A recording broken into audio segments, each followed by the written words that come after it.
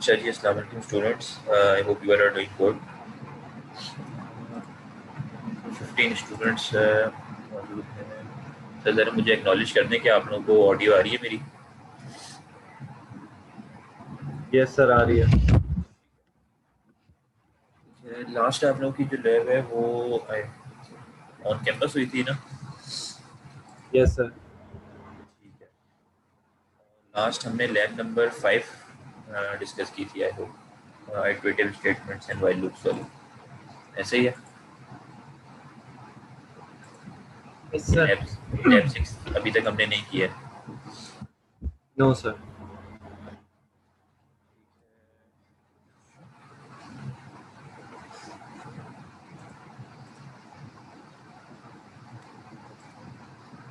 अच्छा, कल भी आप लोगों की जो लैब होगी, कल जो वेंसडे की लैब है सेकेंड हाफ वाली, वो आप लोगों की ऑन कैंपस ही होगी। ठीक है।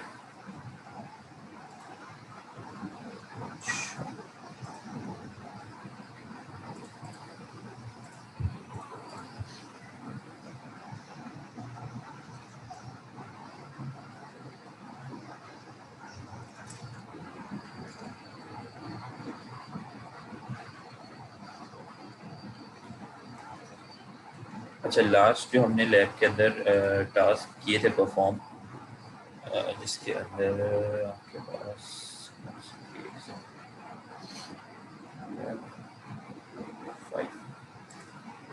वाइल लूप वाली, आई होप ये सबको समझ आ गई थी ना। और इसके अंदर आप लोगों को ये टास्क गिवन थे, जिसमें से मैंने कहा था कि आप ये 3 टास्क जो है परफॉर्म कर लें। तो मोस्टली स्टूडेंट्स ने आई होप ये टास्क परफॉर्म कर लिए होंगे। देख लेते हैं। तो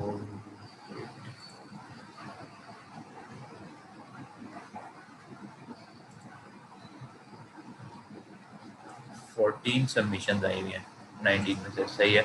यानी कि मोस्ट ऑफ द स्टूडेंट्स ने टास्क परफॉर्म कर लिए हैं। तो आप लोगों को कोई क्वेश्चन या क्यूरी तो नहीं है? सबने ये खुद से किए हुए टास्क?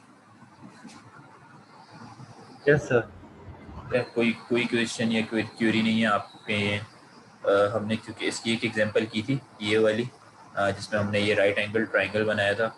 और उसके बाद आप लोगों को ये टास्क गिवन था कि जिसके अंदर राइट एंगल ट्रायंगल तो आपने वाइल लूप के थ्रू क्रिएट करना ही था। साथ के अंदर इसमें स्टेरिक्स आ रहे थे और मैंने कहा था कि आप इसमें इस तरह कर लें कि 1, फिर 2 दफ़ा स्टेरिक, फिर 3 टाइम्स 3 लिखा हुआ आ जाए, फिर 4 टाइम्स स्टेरिक। ठीक है। तो इस तरीके से आपने ये एक राइट एंगल ट्रायंगल बनाना था। फिर यहाँ पर तो ये अगर आप लोग चाहते हैं तो ऐसा हो सकता है कि हम इसको थोड़ा सा इसका रिवीजन कर लें, और अगर आप लोगों को अच्छी तरीके से समझ आ गया तो फिर हम आगे बढ़ते हैं।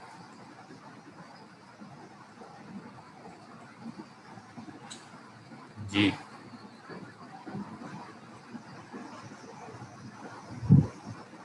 ठीक है। अगर सबको समझ आ गया है तो फिर वेल एंड गुड। आप लोगों का असाइनमेंट भी आने वाला है आगे इसी वीक के अंदर, और कल ऑन कैंपस क्लास में भी पता लग जाएगा कि किसको समझ आया या नहीं आया। ठीक है। तो इसका चलो, वाइवा लेंगे कल आप? ये तो अब ऑन कैंपस क्लास होगी तो फिर आप लोगों को पता लगेगा। वैसे तो समझ तो सबको आ गया है ना, किसी को कोई इश्यू तो नहीं है? यस सर, आ तो गया सर समझ में। या हम एक दफ़ा इसका टास्क नंबर 1 सॉल्व कर लें? सर 2। सर टास्क एक 2 दफा सॉल्व। कर। ठीक है। अच्छा, एक काम करते हैं, 2 तो फिर आपके पास सारा का सारा हलवा हो जाएगा। इसको 1 को पहले परफॉर्म कर लेते हैं। इससे पहले काम करते हैं कि हम अटेंडेंस आपकी ले लेते हैं। कितने स्टूडेंट्स आ रहे हैं? 16 आ रहे हैं।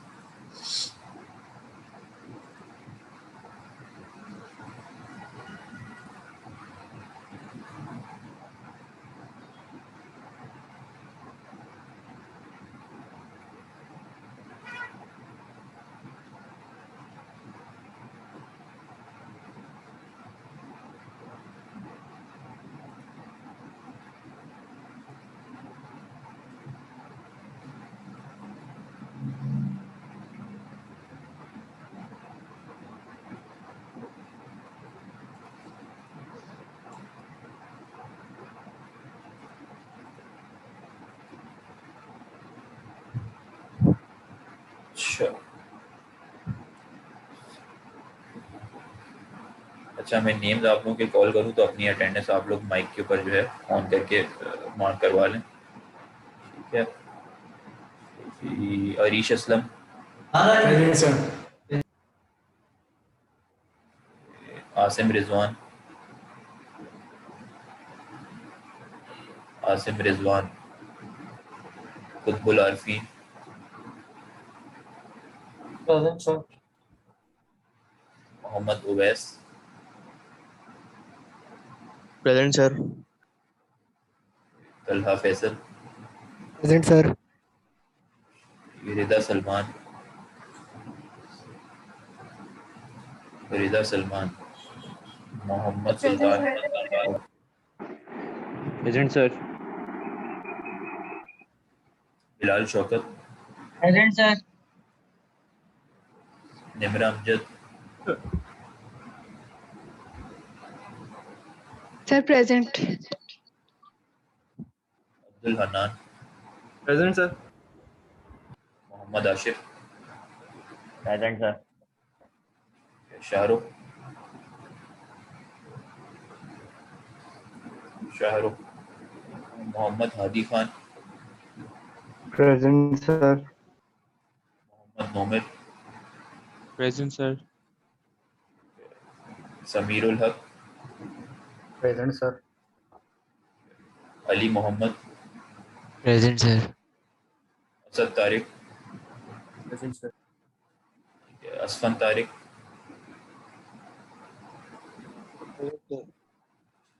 मोहम्मद एहसन,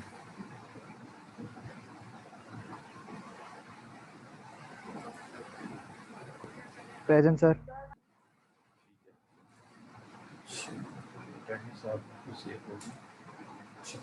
अच्छा, अब आ जाते हैं इसके टास्क के ऊपर। हमने जो दिए थे तकरीबन तमाम टास्क जो है वो एक ही तरीके से परफॉर्म हो रहे हैं, बस किसी में एक लूप लग रहा है और किसी में दो लग रहे हैं। हम पहले इस वाले को परफॉर्म कर लेते हैं, ठीक है। तो इसमें आपको क्या कहा हुआ है भाई, हमने ये डिस्कस भी किया था जब ये प्रीवियस ये एग्जांपल की थी, जिसमें राइट एंगल ट्राइंगल ही क्रिएट हो रहा था और फर्स्ट टाइम में 1 था, फिर 2 दफ़ा 2 था, फिर 3 टाइम्स जो है 3 आ रहा था, फिर 4। तो यहाँ पर एक आउटर लूप यानी एक पेरेंट लूप और एक चाइल्ड लूप से काम हो रहा था। तो भाई हमारे पास जी निमरा अमजद ज़रा बताएं कि पेरेंट लूप जो है वो इसके अंदर क्या चीज़ डिफाइन कर रहा था। 11048 Nimra Amjad. Sir parent loop जो है वो इसकी लेंथ बता रहा था और इनर लूप जो है वो बता रहा था इसकी ब्रेथ, मतलब कि कितने 1 है तो कितने टाइम वो 1 लिखेगा, 2 है तो वो 2 दफा 2 लिखेगा। ठीक ये है, इनर लूप बता रहा था। बिल्कुल सही। तो इसी तरीके से अब हमने ये भी चीज़ डिस्कस की थी कि जब हम ये टास्क 1 वाला परफॉर्म करेंगे तो इसमें हमारे पास एक पेरेंट लूप और 2 चाइल्ड लूप्स इस्तेमाल हो रहे होंगे। यानी 2 चाइल्ड लूप क्या कर रहे होंगे कि एक तो पेरेंट लूप आपका इसकी लेंथ डिफाइन करेगा और चाइल्ड लूप जो फर्स्ट है वो आपकी यानी कि पहले वाली जो नंबर्स हैं ऑड नंबर्स, उन तमाम ऑड नंबर्स की ब्रेथ डिफाइन कर रहा होगा और जितने भी आपके स्टेरिक्स हैं वो सेकंड वाला आपका चाइल्ड लूप परफॉर्म कर रहा होगा। तो इसको अभी हम कर लेते हैं।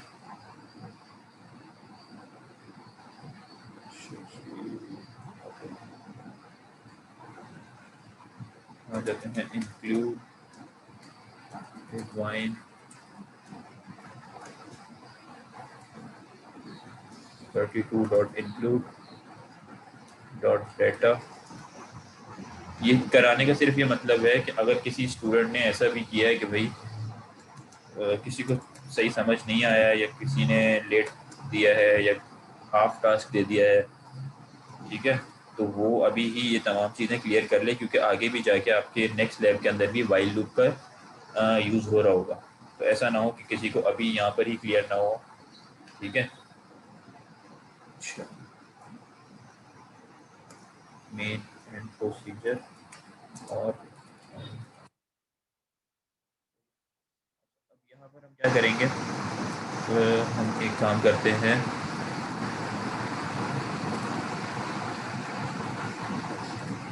यहाँ डॉट डेटा सेगमेंट के अंदर हम एक वेरिएबल बना लेते हैं मैसेज के नाम से। उसमें हम बाइट पे उसका टाइप रख देते हैं और इसमें हम स्टैरिक को स्टोर कर देते हैं, ठीक है। अच्छा, सेकेंड हम क्या करेंगे, हम काउंट वन के नाम से एक वेरिएबल बना लेते हैं डी वर्ड टाइप का, ठीक है। और यहाँ पर हम, क्योंकि हमें स्टेरिक्स प्रिंट कराना है, तो स्टेरिक्स किस तरह होंगे, स्टेरिक्स लाजमी बात है कि आपके इसके अंदर आपको एज अ स्ट्रिंग पास कराना है। काउंट लिया डी वर्ड टाइप का और इसको रख दिया 0, काउंट 2 ले लेंगे ताकि हमारे पास सेकेंड लूप में इस्तेमाल हो जाएगा, और हम इसको डी वर्ड रख देंगे 0। आ जाते हैं हम मेन प्रोसीजर। जब हमने चूँकि वाइल लूप का इस्तेमाल करना है, हम क्या कहते हैं ECX काउंटर ले लेते हैं। ECX भी ले सकते हैं आप, EBX भी ले सकते हैं, ये अब आपके ऊपर डिपेंड करता है। ECX में हमने ले लिया है क्योंकि हमें 1 से स्टार्ट करना है। अगर यहाँ देखें आप, ये 1 से स्टार्ट हो रहा है, ठीक है। तो हमने 1 से स्टार्ट करने के लिए यहाँ पर मूव ECX को 1 ले लिया है। और इसके बाद हम क्या कहते हैं, अब हम वाइल लूप अपना स्टार्ट कर देते हैं। हम कहते हैं डॉट वाइल, वाइल की तो सबको सिंटेक्स है वो याद होगा, डॉट वाइल और डॉट एंड वाइल करते हैं, ठीक है। डॉट वाइल जब तक कि ECX is less than equals to 9 तब तक क्या परफॉर्म हो, यानी कि अब ये लेंथ आपने डिफाइन कर दी कि ये 1 से स्टार्ट हो रहा है, ECX में है 1 से स्टार्ट हो और कहाँ तक चले 9 तक, ठीक है। जब तक कि ये 9 से लेस देन, और हर आइट्रेशन पे हम ECX को इंक्रीमेंट कराते रहेंगे, ठीक है भाई।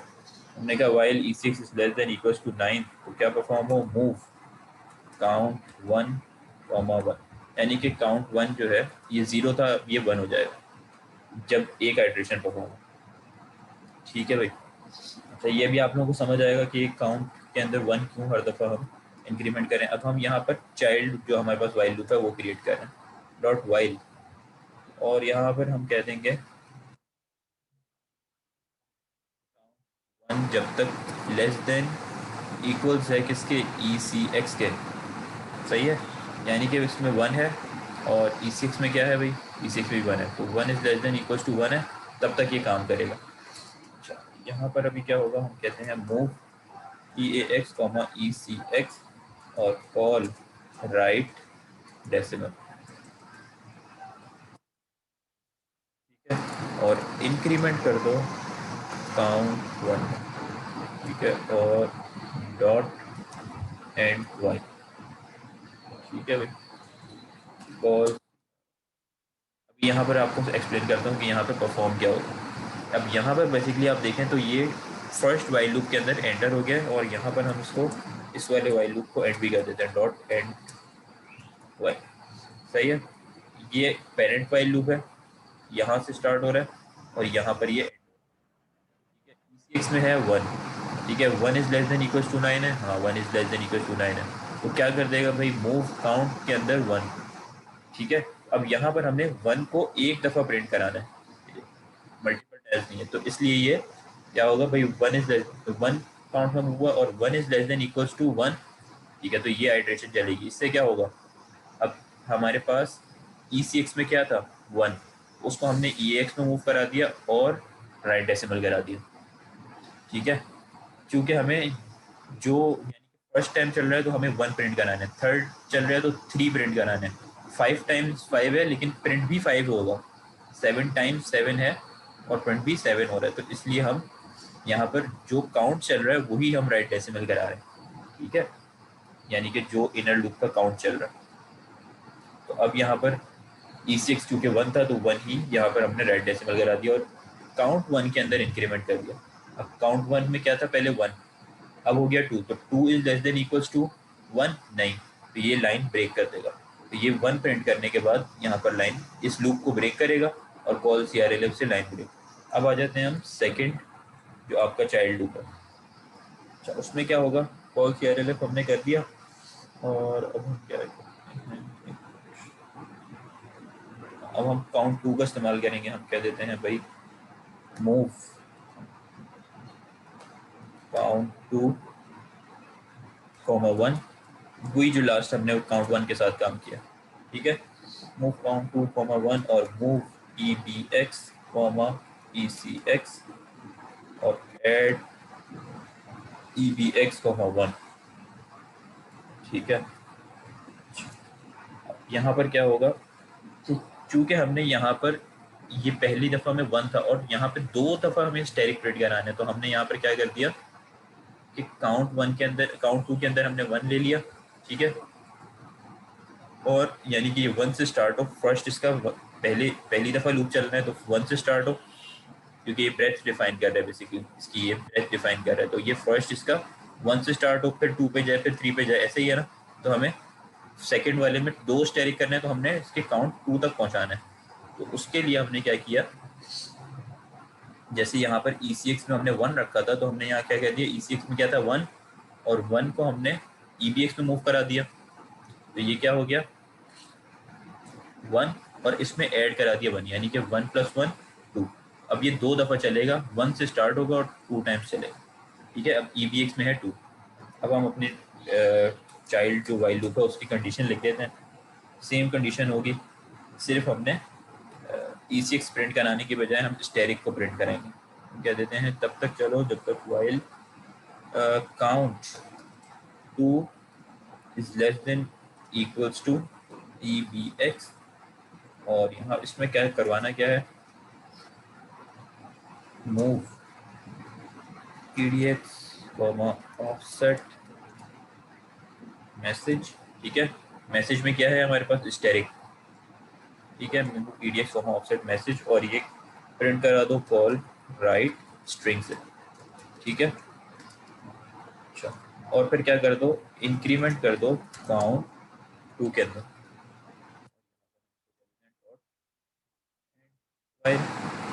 कॉल यानी अब यहाँ पर एक दफ़ा हमारे पास 1 प्रिंट हो गया था इस लूप से। अब हम इधर आए, हमने कहा काउंट 2 के अंदर 1 रखा, ECX हमारे पास क्या था 1, ठीक है। तो हमने क्या कहा, ECX में चेंजिंग नहीं आई थी, काउंट के अंदर चेंजिंग आ रही थी, ठीक है। तो ECX था हमारे पास 1 को हमने EBX में स्टोर किया। अब यहाँ इस लूप में हम EBX को एज अ काउंटर यूज़ कर रहे होंगे ECX की वजह। तो यहाँ पर हमने रखा 1 और इसमें ही ऐड करा दिया 1 EBX में, ऐड EBX 1, तो ये 1 + 1 2 हो गया। 2 होने के बाद क्या हुआ, काउंट 1 में है, काउंट 2 में है 1 is less than equals to 2, यही ठीक है। तो एक दफ़ा ये स्टेरिक प्रिंट कर देगा। अब इस 1 के अंदर इंक्रीमेंट हो जाएगा, इंक्रीमेंट काउंट 2, तो ये 2 हो गया। 2 is less than equals to 2, एक और दफ़ा स्टेरिक प्रिंट हो जाएगा, ये दूसरा स्टेरिक। फिर ये इंक्रीमेंट होगा 3 is less than equals to 2, नहीं 3 is not less than equals to 2। तो यहाँ पर ये लूप ब्रेक होगा, एक दफ़ा लाइन ब्रेक होगी और फिर ये दोबारा इस कंडीशन पे आ जाएगा यहाँ, ठीक है। अब यहाँ पर आने से भी पहले हम एक काम करेंगे कि हम यहाँ पर क्या करेंगे, इंक्रीमेंट ECX, इंक्रीमेंट ECX। अच्छा, कोई मुझे ये बता सकता है कि हमने, अगर आप लोग साथ हैं और इस चीज़ को समझ रहे हैं कि हमने ये 2 दफ़ा इंक्रीमेंट क्यों किया है ECX में? हमें 2 जम करवाना है ना, ऐसे ही, क्योंकि अब हमारी एक वाइल लूप से 2 लाइंस प्रिंट हो गई हैं, और उस प्रिंट होने के बाद अब हमें 2 दफ़े इंक्रीमेंट कराएंगे, तो ये ECX 1 के बाद 3 होगा, ठीक है। तो 3 टाइम्स हम फिर 3 को प्रिंट करा सकेंगे। सर जो आपने स्टार प्रिंट करवाए हैं सेकंड लूप में, ना वो तो 2 दफा होंगे, हमें 3 दफा चाहिए। नहीं, यहाँ पर मैंने आप लोग, हाँ ये 3 टाइम्स, इसके अंदर 3 गिवन है। मैंने, अगर आपने लास्ट टाइम की लैब ली हो तो मैंने उसमें आप लोगों को बता दिया था कि आप ये पैटर्न फॉलो ना करें, आप बनाएं इसी सिमिलर इसी तरह का, लेकिन इसमें 1 फिर 2 दफ़ा स्टेरिक, फिर 3 टाइम्स 3 लिखा हुआ आ जाए, फिर 4 टाइम्स स्टेरिक, फिर 5 टाइम्स 5 लिखा हुआ आ जाए। तो इस तरीके से आप इसका पैरामीटर, अगर आप ये मेरा इसको रन करके भी देखेंगे आउटपुट, तो आपके पास इस तरीके का आ जाएगा।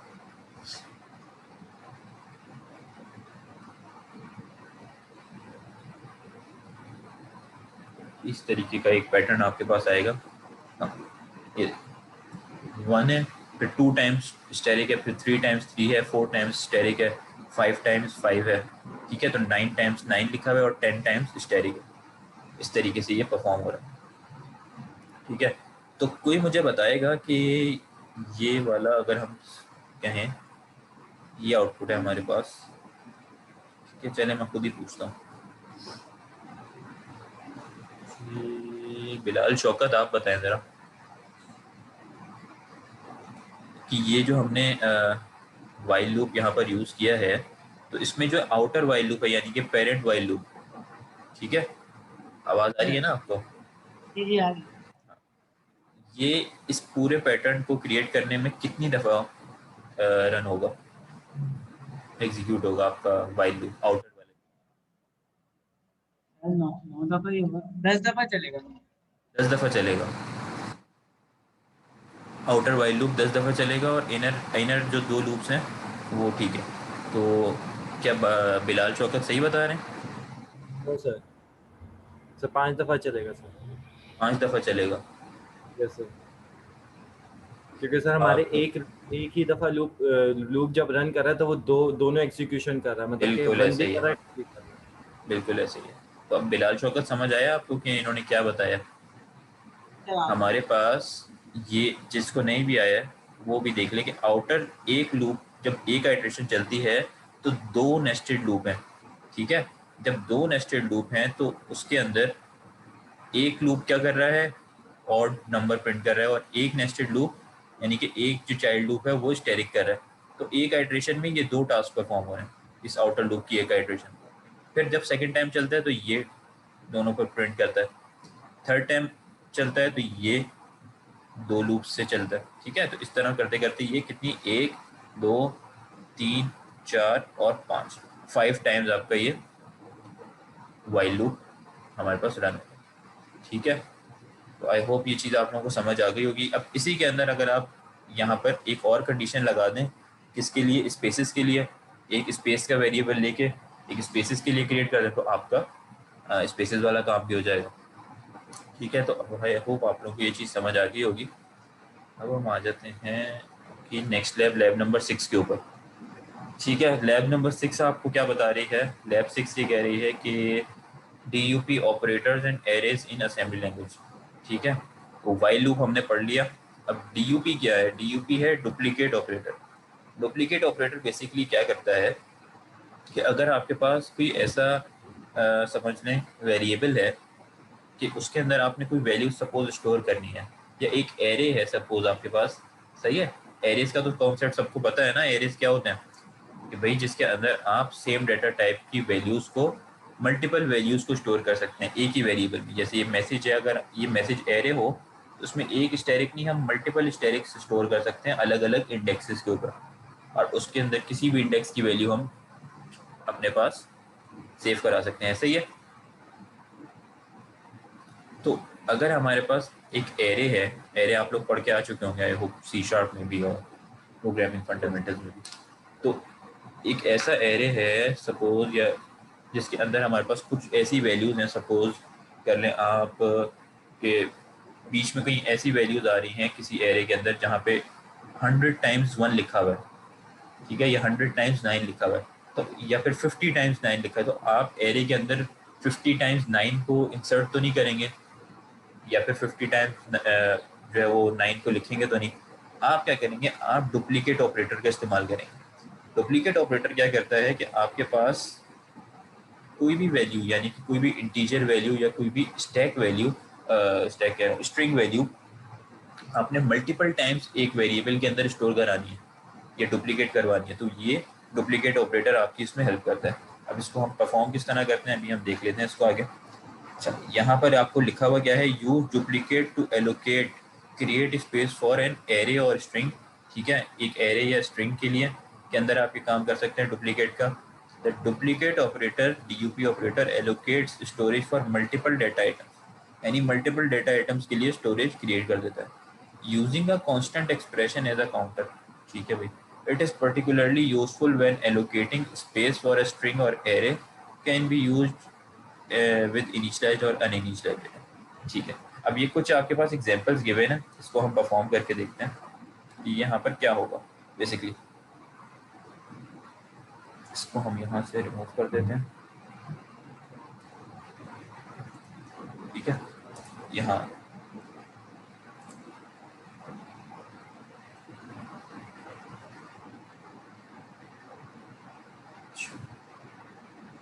अब यहाँ पर अगर हम ले लें वेरिएबल 1, वेरिएबल 2,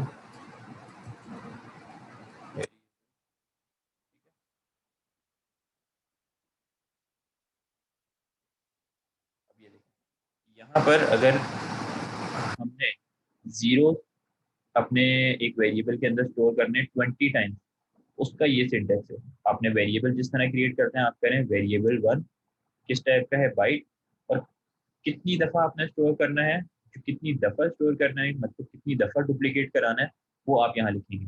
अगर 20 टाइम्स है तो 20, 100 टाइम्स है तो 100, और फिर DUP ऑपरेटर, DUP का कीवर्ड, ब्रैकेट, ओपनिंग, उसके बाद आपने ये कोटेशन, और उसके अंदर क्या चीज़ आपने डुप्लीकेट करवानी है वो इन कोटेशन के अंदर, ठीक है, और फिर यहाँ पर ब्रैकेट क्लोज। इससे क्या होगा, आपके वेरिएबल 1 के अंदर 20 टाइम्स जीरो डुप्लीकेट हो जाएगा, ठीक है।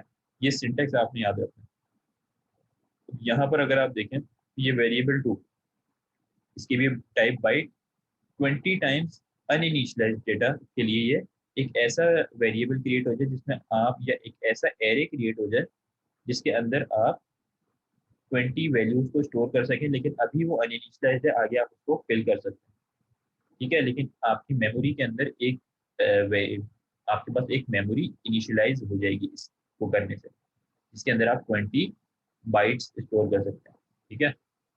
ये वेरिएबल 3 बाइट टाइप का।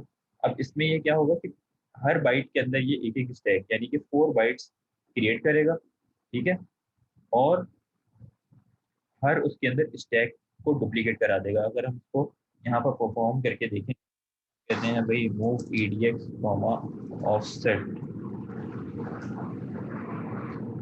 वेरिएबल 3 कॉल,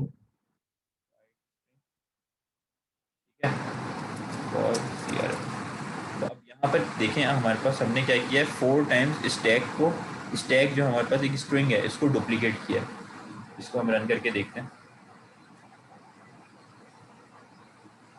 ये इसने क्या किया, 4 टाइम्स, यानी कि यहाँ पर एक स्टैक स्टैक स्टैक स्टैक, आप मल्टीपल टाइम्स चाहें तो इसको डुप्लीकेट करा सकते हैं। आप चाहें यहाँ लिख दें हेलो, तो ये क्या करेगा भाई, 4 टाइम्स हेलो को डुप्लीकेट कर देगा। आप उसकी टाइम्स को चेंज भी कर सकते हैं। एक ही वर्ड को डिफरेंट टाइम्स बस प्रिंट करवाता है।